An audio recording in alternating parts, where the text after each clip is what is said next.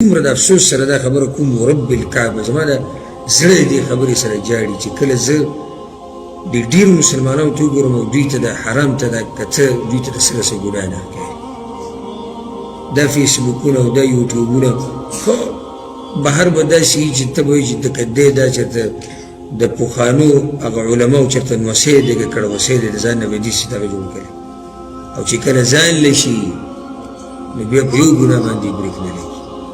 بیا د جنکو تصویران هم ګوري بیا د هلکانو تصویران هم ګوري بیا سندرې هم اوري بیا د جنکو سره رابطې هم کوي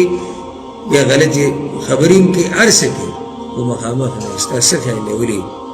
یعنې الله سبحانه وتعالی نه خبرېږي دې نه څه د قیامت په باره کې الله وایي یوم تبل السرائر سرائر پټو خبرو ته وایي رازونو ته الله وایي د قیامت پر ورځ به رازونه راښکاره کوو او که ستا دا راز راښکاره کړي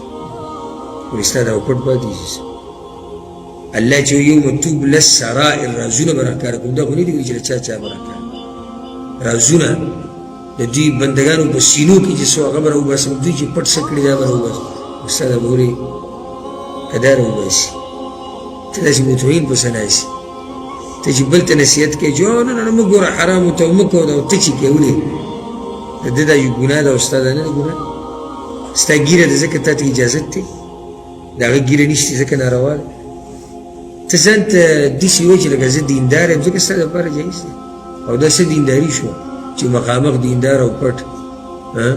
بیا دینداري نشته بلکې د دیندارۍ پته خو هم هله لګي چې کله یوازې راشي هله د دیندارۍ پته لګي پیغمبر صلی الله علیه وسلم چې هغه کسان ذکر کړي چې د عرش په سوري کې به ولاړي یو یې څه ذکر کړی دی ورجل ذکر الله خالیا ففاضت عیناه او یو سړی یوازې ناست دی او د سترګو نه یې اوښکې روانې شوې دا یوازې ټکه ورسره پیغمبر صلی الله علیه وسلم ولې ویلی ځکه چې دې کې ریاکاري نشته یو سړی ځان له ناست دی په کمره کې وجاړي د الله د یېرې نه دې کې څه شک او شبهه شته چې دې کې به ریاکاري دې کې د ریاکاري د سره څه بیډې شته دا د ایمان پته لګي چې کله ته یوازې شي او کله ته د شپې دا لیټ بند کړي د کمرې او ته په ځان کمبل له واچې او کله ځان له چې ګاډي کې ناستې او کله چې ځان له دفتر کې ناستې که بیا د ایمان پته لګي چې ستا ایمان په څومره اوبو کې دی